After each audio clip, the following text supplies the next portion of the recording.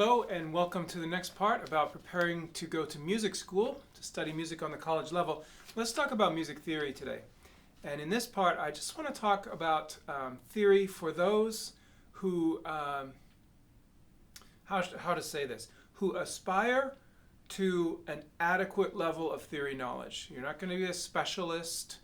You're not going to do anything, any serious composition or improvisation. You just want to have the competence of a choir director, a school music educator, a church musician, a private teacher of intermediate and lower levels, and that will be just fine for you. And if that's the case, that's great. Total respect.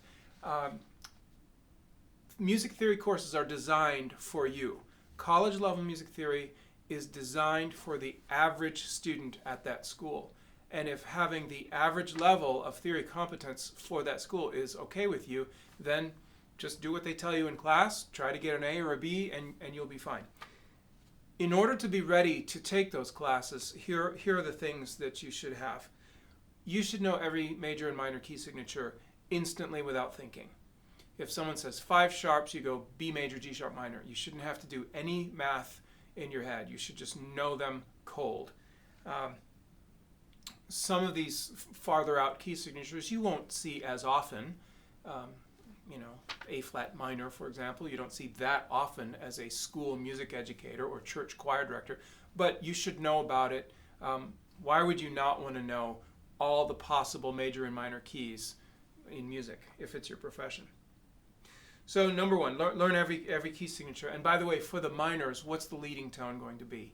Because the leading tone in minor is always a chromatic note, and it's always written with an accidental, and it gives away what the key is if you know what to look for, including the double sharps in the distant multi-sharp keys.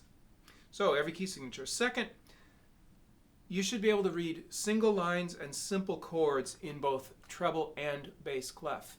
If you are a treble clef only creature, if you play a melody instrument, the flute for example, and you never do anything in the bass clef, you are going to have to deal with bass clef a lot in music theory.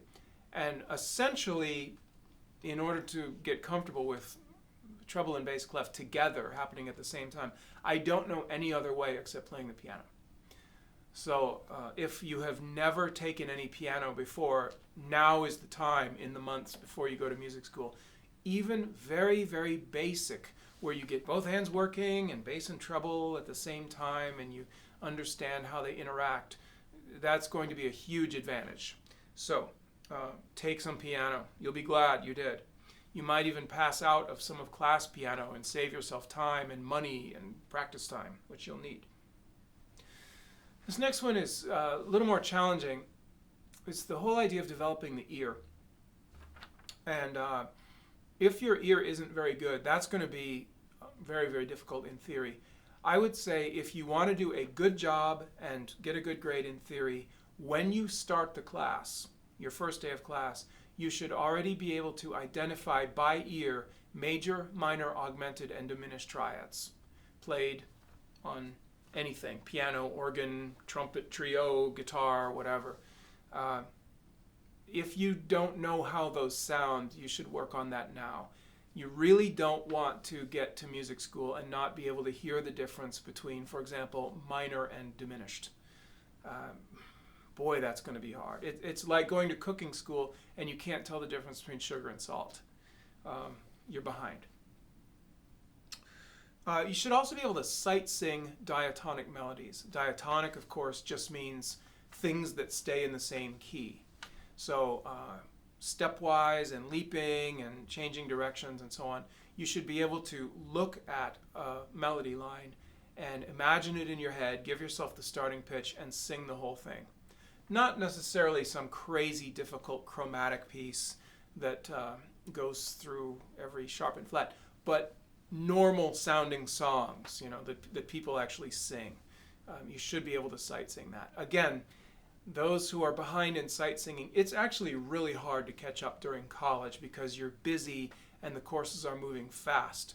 And so there's not a lot of time for making it up. So that would be my short list of things. if you just want to be ready to do a good job and to pass the class and to keep up with your classmates, that's my short list of things to be ready for in music theory in college level study. Okay, take care. Ciao.